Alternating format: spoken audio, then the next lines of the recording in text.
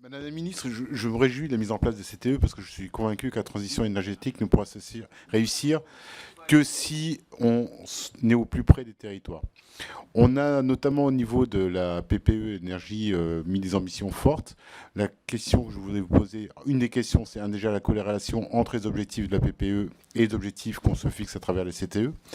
Vous avez d'autre part parlé de contrats qui sont sur des délais de 3-5 ans, avec des engagements effectivement très forts en termes de réduction, que ce soit sur les gaz, sur le CO2 ou sur le nombre d'arbres à replanter. Or, aujourd'hui, ces engagements sont pris par rapport à un objectif de 2050. Quels seront les outils de suivi qui seront mis en place pour s'assurer que ces engagements correspondent bien à des objectifs réalisés à horizon 2050?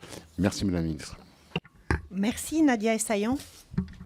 Après, pour la question suivante qui était la corrélation avec la PPE, en fait, la question qu'on se pose, et alors là, je m'excuse par avance de la phrase que je vais prononcer, mais c'est le lien entre la PPE, les STRADET, les PCAET et ensuite, du coup, les contrats. Voilà, donc, bon, vous voyez l'idée. C'est-à-dire, comment est-ce qu'on a des plans nationaux, que ce soit des plans nationaux énergie ou biodiversité? Quelle est la cohérence par rapport aux schémas régionaux qui finissent par couvrir le territoire? Comment est-ce que les schémas régionaux sont cohérents avec les schémas intercommunaux? Comment est-ce que tout ça s'applique dans des plans d'action? Donc on a lancé un groupe de travail sur cette question-là, piloté par le ministère, avec les différentes associations de collectivités territoriales pour voir comment est-ce qu'on peut trouver les modalités de jonction. De toute façon, les préfets sont un peu à la frontière de tout ça puisqu'ils valident les STRADET, mais comment est-ce qu'on peut travailler avec une méthodologie commune qui nous permet au moins de regarder les écarts? Parce que si la somme de tous les schémas régionaux ne fait pas la volonté nationale, on a quand même un problème. C'est pas tellement le cas, on commence à le regarder et c'est plutôt encourageant. Mais effectivement, donc pour moi, le sujet, c'est pas le plan national, donc la PPE et les contrats.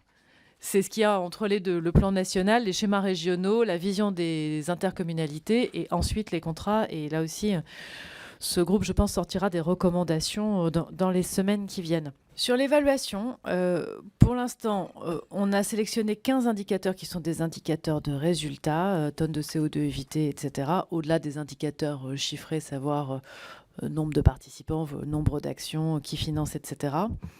Et donc, c'est ça qu'on va agréger pour essayer d'obtenir des remontées homogènes et de vérifier si on est en capacité de compter tout ça et de l'agréger proprement.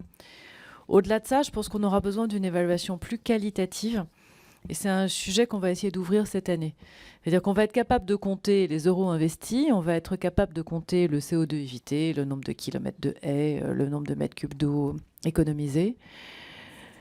Ça pourrait être intéressant d'avoir une évaluation plus qualitative sur la transformation elle-même du territoire, du mode de production, du mode de consommation, éventuellement même l'impact sur la démocratie locale.